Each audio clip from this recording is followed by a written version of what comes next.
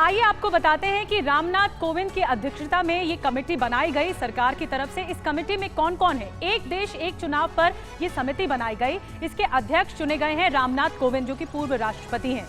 इनके सदस्य कौन कौन है हम आपको बताते हैं। अमित शाह, जो कि देश के गृह मंत्री हैं, ये इसके सदस्य हैं। अधीर रंजन चौधरी, जो लोकसभा में कांग्रेस के नेता हैं, ये भी इस कमेटी में शामिल किया गया, जिन्होंने मना कर दिया। गुलाम नबी आजाद को भी शामिल किया गया है, पूर्व नेता प्रतिपक्ष रहे राज्यसभा के, इनका नाम भी शामिल है। हरीश साल्वे का नाम शामिल है, जो पूर्व सॉलिसिटर जनरल रहे। संजय कोठारी का नाम भी इस कमेटी में शामिल है, पूर्व सीवीसी रहे।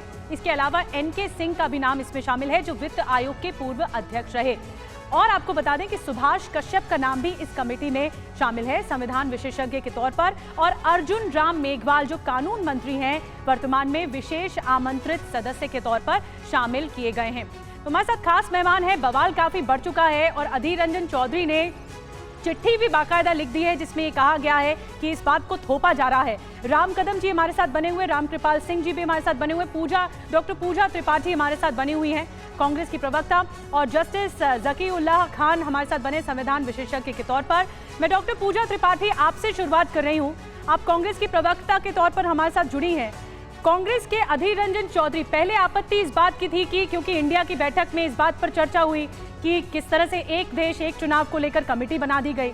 जब कमेटी बनाई और उन्हें शामिल किया गया तो फिर अस्वीकार्य क्यों है?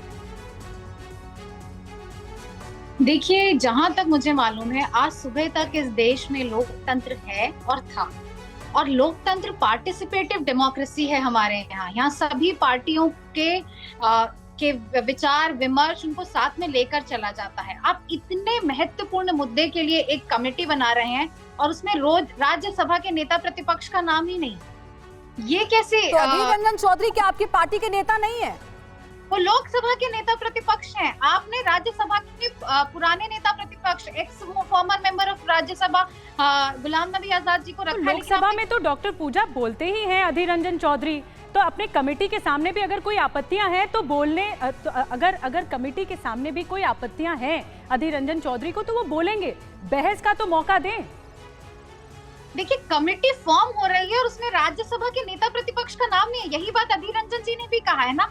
आप कमेटी को ऐसा हॉगवॉश क्यों बना रहे हैं? इस देश की विविधता के साथ, इस देश के संघीय ढांचे के साथ छेड़छाड़ का मामला है। और आप इतने इंपॉर्टेंट कमेटी में आप राज्यसभा और लोकसभा दोनों सदन बनाती है ना। इस देश की डेमोक्रेसी को, लोकतंत्र को दोनों सदन चलाते हैं, तो दोनों सदनों के नेता प्रतिपक्ष क्यों नहीं है? पूजा जी, आप ये कह रही हैं, आपके हिसाब से अधीर रंजन चौधरी को भी इस कमेटी में रखना चाहिए था और मल्लिकार्जुन खड़गे को भी इस कमेटी में रखना चाहिए था, यही कह रही है ना आप?